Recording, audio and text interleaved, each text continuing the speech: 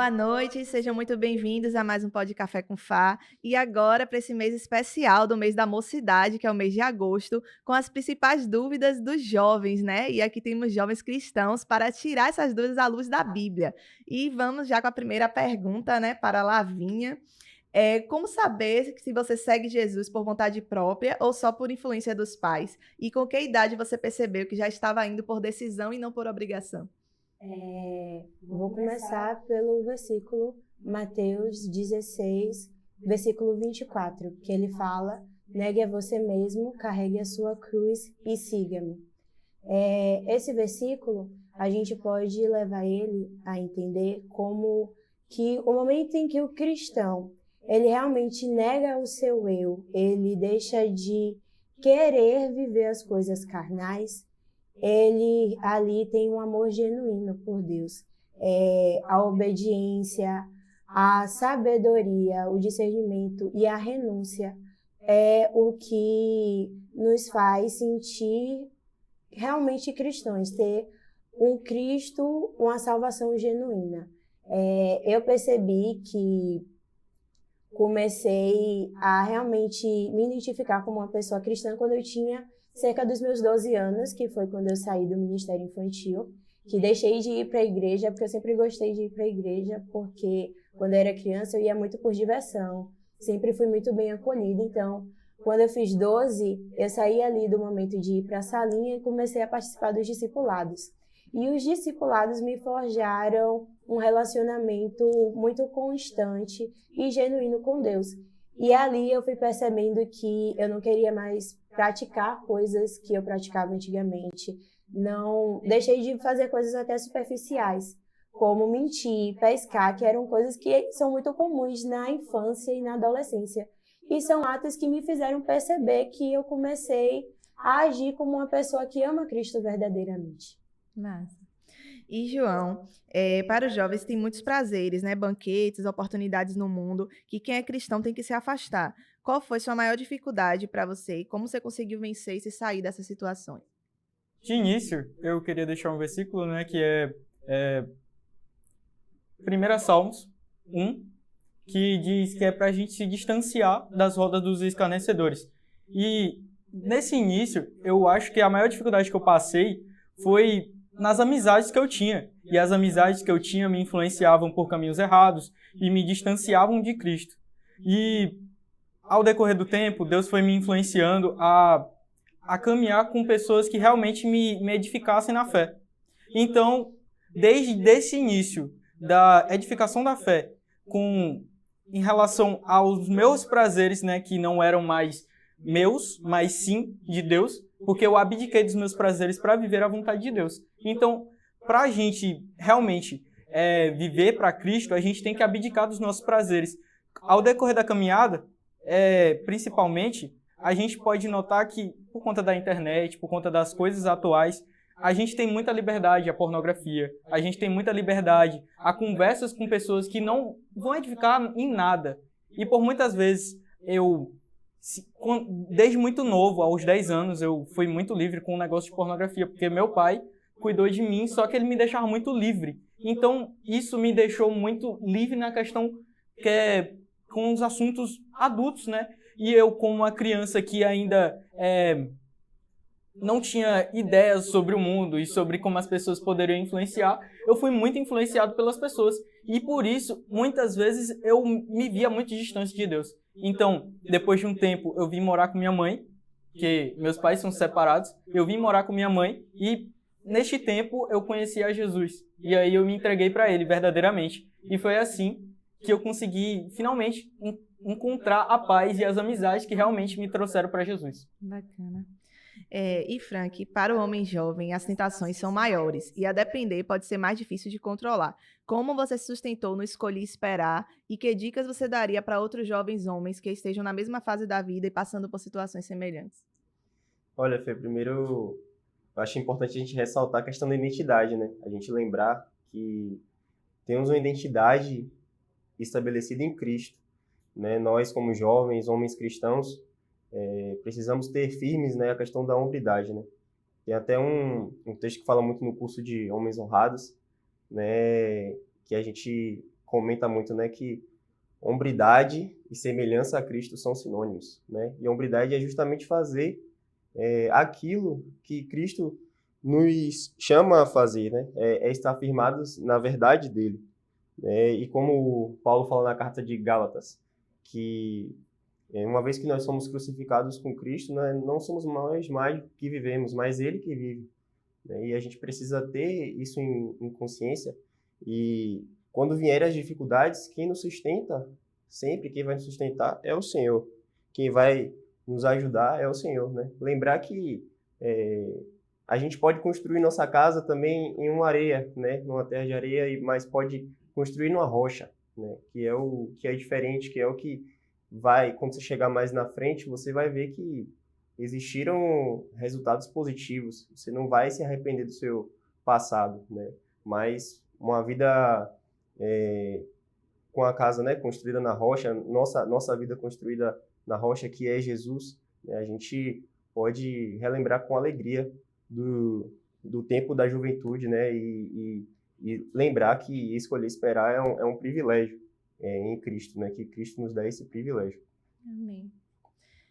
Cléo, os jovens que ainda não são cristãos podem achar difícil algumas práticas de oração, leitura da palavra e a igreja. Explique por que isso é importante e como você consegue praticar. Eu vou começar com um versículo, né, que é Mateus 4:4, que fala que nem só de pão viverá o homem, mas de toda palavra que sai da boca de Deus. E no início da minha caminhada com o Senhor, eu também tinha essa dificuldade, acho que todo mundo, né? Mas quando a gente começa a falar que nós amamos o Senhor e que nós desejamos a presença dele, a gente começa a procurar querer saber mais sobre o Senhor, né? E a Bíblia, o Senhor deixou a palavra sagrada para a gente conseguir meditar no que ele quer para nossa vida, né? E a gente tem a chance de poder não ser, a presença dele não está só em um culto dos adolescentes, dos jovens, mas o Senhor, ele nos chama para ter essa presença dele todos os dias. Então, o meu conselho é todos os dias você começar com um versículo ou um capítulo. Eu comecei com um capítulo, eu tinha dificuldade de ler 2 capítulos, 3 capítulos, então eu comecei todo dia com porque eu comecei a honrar aquilo que eu dizia. Se eu digo que eu amo a Deus, então eu decido ter um relacionamento com ele firme, um relacionamento dele sólido, com ele sólido. Então eu comecei orando. Na época, quando eu aceitei Jesus, tinha muito oramar, de madrugada, de manhã, de tarde, de noite. Então eu aproveitei isso realmente e comecei a ir nessa vida de oração junto com o Mai, e isso me ajudou muito. E, João, vale a pena entregar a vida para Jesus jovem ou esperar ficar mais velho? O que a Bíblia fala sobre isso? Então, nessa questão, no entregar a vida para Jesus jovem, tem sim seus benefícios, sim.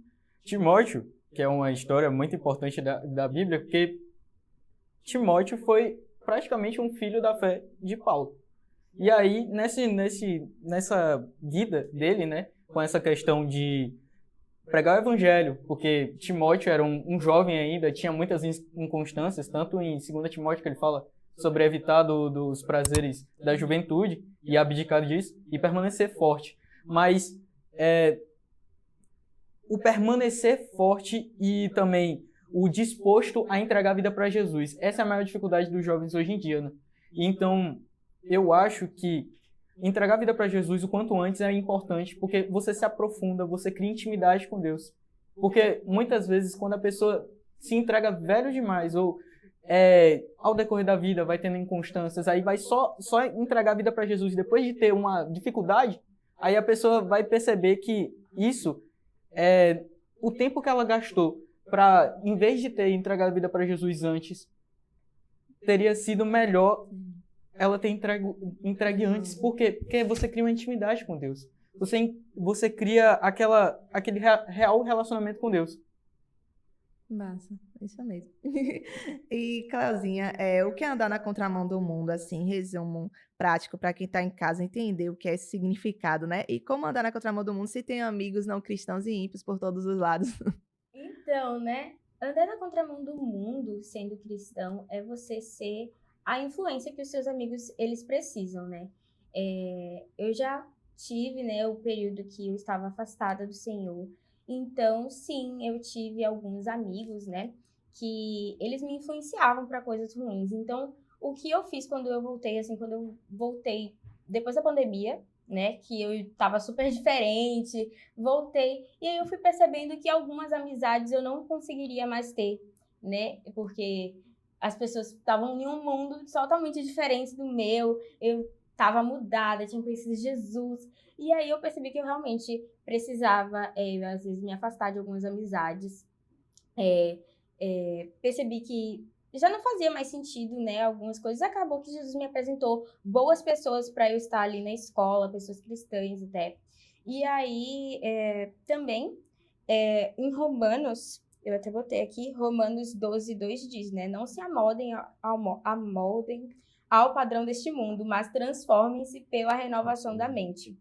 Então, você tem que ser essa influência que o mundo precisa, porque eu acho que o que falta mesmo é isso mesmo, em um mundo onde as pessoas elas estão entregues à pornografia e acham que aquilo ali vai saciar ou vai ser a fonte de alegria delas, do prazer delas, a gente tem que apresentar Jesus como cura. Eu até fiz isso assim na minha escola mesmo, uma forma de apresentar aos meus colegas Jesus como o Deus que cura. Eu via que muitos deles tinham alguns problemas psicológicos e até físicos nos seus familiares que precisavam receber essa cura do Senhor. Então, graças a Deus, eu tive essa oportunidade de levar Jesus como Deus que cura. Amém. E Frank, o que fizeram quando começaram a ouvir os colegas na escola, amigos, parentes falarem sobre o primeiro beijo, namoro, relações, sendo que são cristãos e não iriam abrir mão dos seus valores, né, para se entregar da forma como o mundo se entrega, né, de forma promíscua, sem passarem por todas as etapas de acordo com a vontade de Deus. Então, como você fez quando surgiram esses assuntos? Rapaz, pra mim foi um pouco diferente na minha adolescência. Infelizmente, né, eu tive um tempo que eu cedi muito a todas essas novidades, porque, como eu comentei com minha noiva recentemente, né, eu era muito levado pela minha curiosidade, né, de seguir as coisas. Só que aí foi que o que o Senhor fez comigo, né, ele me resgatou em meio a todo esse turbilhão de coisas, e principalmente em relação à incredulidade. Teve uma época que eu fiquei muito incrédulo. E eu lembro que eu fui para um acampamento de adolescentes, 2019, pastor Beto e pastor Achá estavam Nossa. presentes. E nesse acampamento, assim que a gente chegou, Fê, no primeiro louvor, eu caí no chão e eu comecei a chorar muito. Eu não entendi o porquê que aquilo estava acontecendo. Eu ficava assim, em posição fetal, assim, eu ficava, meu Deus, por que eu tô chorando? Por que isso está acontecendo, né? E sendo que eu tinha posto na minha mente, né, que naquele acampamento eu não ia sentir nada, mas simplesmente a presença de Deus, ela nos constrange de tal maneira e nos leva a um outro lugar, né? Que foi nesse mesmo acampamento onde o Senhor trouxe a palavra do filho pródigo, né? E o pastor Beto, em meio a uma louvor, ministração, aquilo marcou minha vida. Minha perna tremia, e ele me puxou em meio de, eu acho que uns 120 adolescentes, ele me puxou. E ele começou a louvar para mim. Ali eu senti que era o Senhor me chamando de volta, sabe? O Senhor me conduzindo a viver um caminho de santidade. E depois daquilo ali, minha vida foi marcada e hoje eu posso viver frutos daquela etapa, né? Daquela etapa que onde Deus foi misericordioso, onde Deus me resgatou. Mas o importante é, não precisa você passar por isso. Vale a pena você viver uma vida com Cristo. Vale a pena você viver sua adolescência em intimidade com Deus, entendeu? Porque a gente só tem a ganhar, só tem a nos acrescentar, sendo que o mundo só tem a nos tirar, nos roubar e nos destruir. Mas o Senhor, Jesus, ele tem muito mais pra gente. E como você sente que Deus fala com você, que você ouve a voz dele, o direcionamento dele? É isso. No mundo que a gente está hoje, né? Internet, rede social, a nossa mente fica um turbilhão, né? E eu acho que aquilo que Deus falou com mais clareza comigo é sobre o silêncio, sabe? Muitas vezes a gente, sei lá, tá um dia cansado e a gente quer despejar tudo em Deus, mas a gente esquece da preciosidade que é a gente parar e ouvir o Senhor. E simplesmente, o Senhor tem me ensinado sobre isso, né? Calar os nossos pensamentos. Como é que a gente cala os nossos pensamentos? É a gente começar a orar, Senhor, eu preciso de Ti. Começa a louvar, começa a engrandecer o Senhor e fica em silêncio. E quando você menos esperar é onde Deus te dá uma direção. Foi nesses momentos, né, que Deus ele me trouxe mais certeza da voz dele. Nos momentos de silêncio, nos momentos onde, na paz, né, ele estava ali, ele falou. Eu prestei atenção e ele pôde me falar, né? E assim tem sido. Lavínia, ser cristão é perder a liberdade? Assim, como diz em 1 Coríntios, capítulo 6, versículo 12. Tudo me é lícito, mas nem tudo me convém. Muitas pessoas levam o tudo me é lícito pelo fato somente das coisas que são permitidas perante a Bíblia. Mas Deus nos deu livre-arbítrio. Então, ter atitudes sexuais antes da idade, mentira, tudo, de certa forma, foi permitido pelo livre-arbítrio. Mas Deus impõe a nós regras, Deus impõe a nós uma conduta mediante a Bíblia para que a gente venha se livrar do mal, a gente venha fugir da aparência do maligno, né? A Bíblia também fala que resistir ao inimigo e ele fugirá de vós. Muitas vezes a gente está ali em uma posição onde, para mim, eu estou assistindo um determinado seriado que, para mim, não tem influência nenhuma, mas na vida de João vai ter, e é algo que ele precisa renunciar. As coisas que nós vamos renunciando vai de pessoa para pessoa. Às vezes são um relacionamento, às vezes são um livro, às vezes são até hábitos diários que nós colocamos acima de Jesus, e colocar coisas como prioridade acima dele já nos faz pecar. Então, não é que tudo é difícil porque nós somos cristãos, mas é uma decisão que nós tomamos por um amor verdadeiro, porque quando nós amamos, nós deixamos de praticar coisas porque vai fazer mal o algo que nós amamos, a pessoa, a Deus, e é uma coisa que aquela pessoa não aceita. Então, como um ato de amor, não é por falta de liberdade, não é por se sentir preso, ser escravo, mas é por amar. É mais do que você se sentir omisso a algo, mas você ser submisso, você amar aquilo de todo o seu coração e de toda a sua alma, que vai fazer você renunciar àqueles atos. Amém. E, João, tem alguma maneira do jovem cristão se vestir, se comportar? Isso é um peso para você ou suave? Como você faz? Eu acho que não é um peso, mas sim, tem sua dificuldade. Não estou dizendo que não é difícil, mas não é uma coisa que já é prescrita na Bíblia, já é uma coisa que constantemente já é dito na Bíblia, que é a mulher não deve se importar com tanto a vaidade, mas não é deixar de ser vaidosa, mas sim não colocar tanto foco na vaidade e colocar sim o foco no seu espírito, que diz na Bíblia, lá em Timóteo também, que é colocar o foco no espírito dela e abdicar de tantas coisas, de enfeites, de cabelos trançados, mas sim colocar o foco no espírito, ter um espírito doce, harmônico. E também tem lá aqui, ó, 1 Coríntios 10, 21, que fala: vocês não podem beber do cálice do Senhor e do cálice dos demônios, porque não podem participar da mesa do Senhor e da mesa dos demônios. Por quê? Porque tem muitos cristãos que têm amizades que podem levar a eles se distanciar de Deus. E aí, principalmente, quando um cristão portar, né, na roda dos escarnecedores, como fala lá em Salmos 1, e aí lá um cristão não deve andar nas rodas dos escarnecedores, não deve ser um crente raimundo, né, que é um pé na igreja, um pé no mundo. E também, principalmente, se a pessoa quer realmente viver para Cristo, ela tem que se entregar. Porque várias vezes na vida cristã, tem muitos cristãos que estão na igreja, mas mesmo assim continuam com os hábitos do mundo. Então, se você quer continuar sendo fiel a Deus, você tem que abdicar das suas amizades, das suas promiscuidades, das suas mentiras, que muitas vezes também são ditas, que é como Cléo falou e como Lavinha falou, que tem muitos cristãos que ainda permanecem com pecados, com mentiras que são colocadas na nossa mente, porque tem muitos cristãos que dizem que a bebida não é pecado. Tá, não é pecado beber, mas o se embebedar demais, ficar alcoolizado demais, você percebe a consequência, que é de você beber demais e você perder a noção do que você está fazendo. Então, por muitas vezes, você vai beber e isso pode levar ao pecado, que é beber demais. Porque um homem que bebe demais, ele não tem administração financeira, ele perde tudo que ele tem na vida. Porque várias vezes na vida da pessoa, ela vai ser levada para o pecado. É isso. Verdade. E Lavínia, para encerrar, né, com esse clássico questionamento, onde está Deus nas tragédias? Como é que você resumiria isso para responder de uma vez por todas essa pergunta? Eu acho essa pergunta muito importante, né?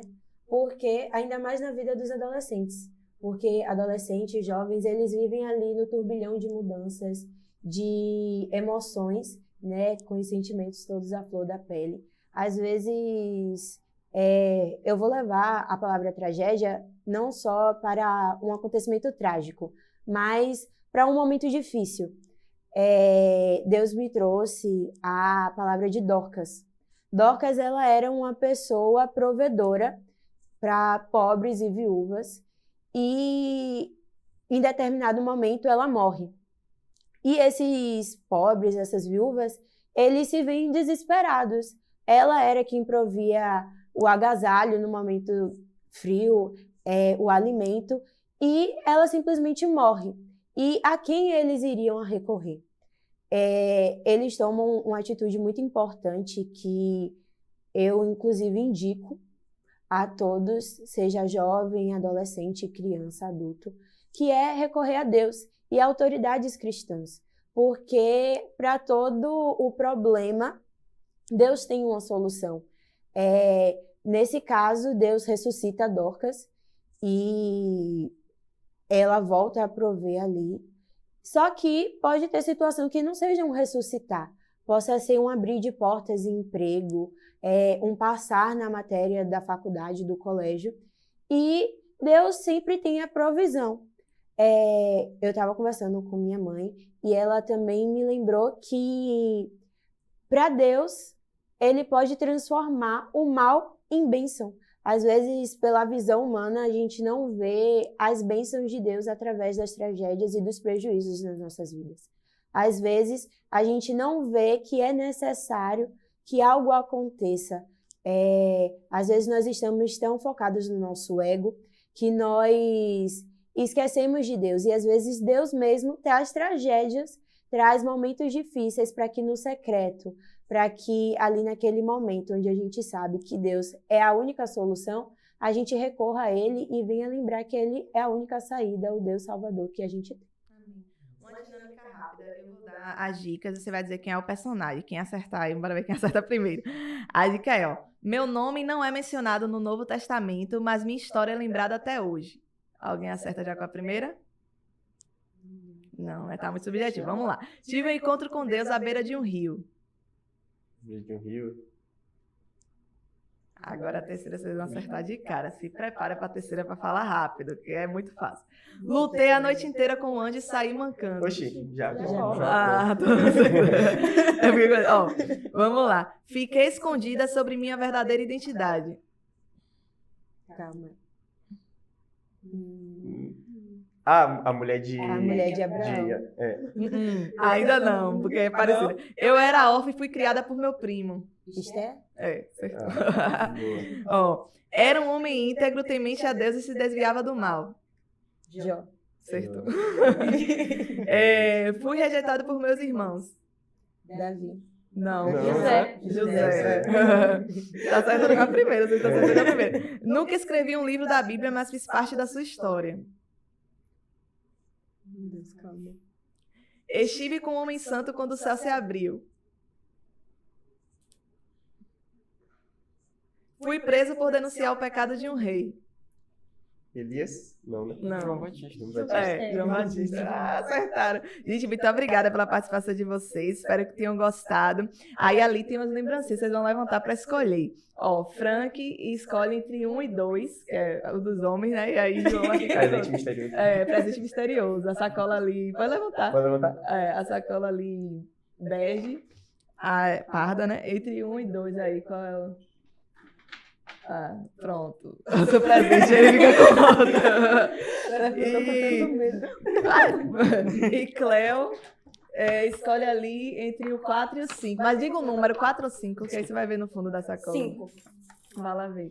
Qual das duas é 5? Tá do outro lado o número. É pra mostrar? Você que sabe, é pra você. E o seu? Olha só, gente. A minha. Ele gostou. bênção, Ainda que bem que bênção. veio assim, porque senão ia ser trocada. Muito obrigada. Espero que vocês que estão em casa tenham gostado, tenham aprendido bastante aqui com esses jovens, né? Tirado essas dúvidas. Fiquem todos com Deus e até a próxima.